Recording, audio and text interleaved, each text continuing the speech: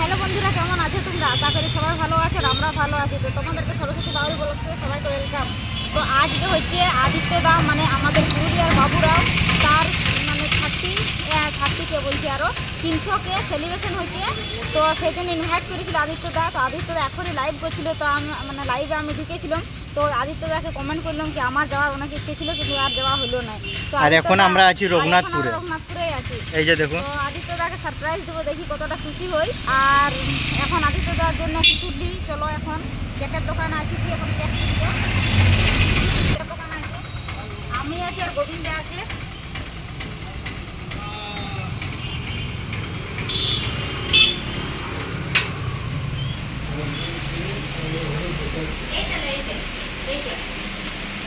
এই কেকটা ভালো লাগছে না?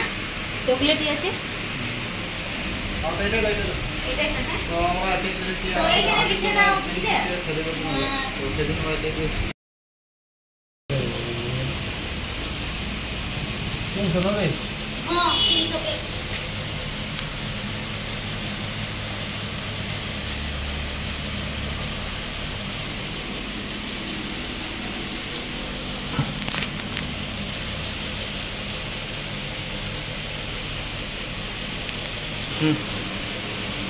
এই যে দেখো, এখানে একটা নাম লেখানো হয়েছে।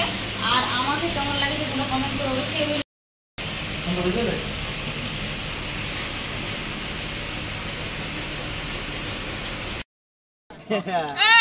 তো বন্ধুরা ফাইনালি দাদার ইয়েতে পৌঁছে গেছি।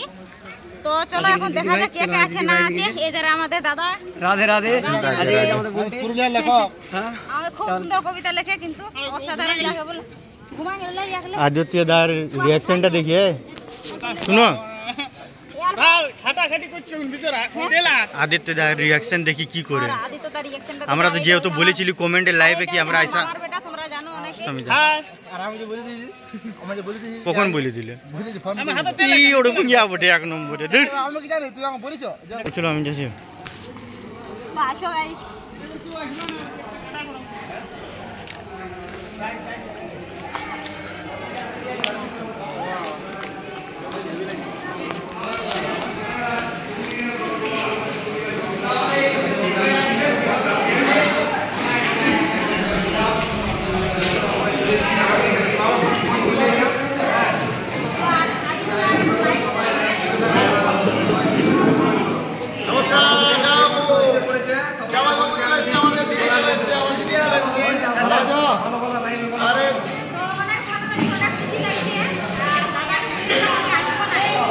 আমি বুঝতে পেরেছি, আমি খবর পাই গেছি তোমরা ঘুরে আসি। আমি লিখে গেছি।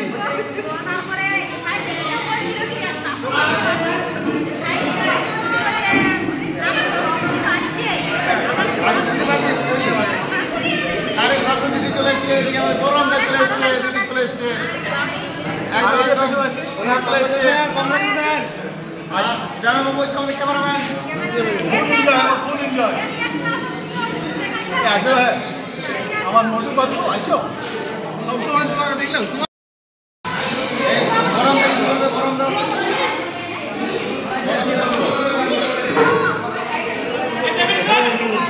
আমি কেক টাইমতে ভুলে গেছি। দিদি ভালো আছে, আমার সাথে দেখা করার জন্য খুবই ভালো লাগে। তোমরা বলো আমার দেখি খুব ভালো লাগে।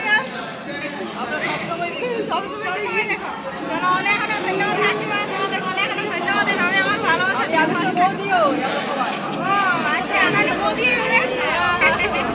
একদম ঠিক আছে। আজ আমাদের কৃষ্ণা ভাই চলে এসেছে। হাই গাইস, জায়গার জন্য বাই।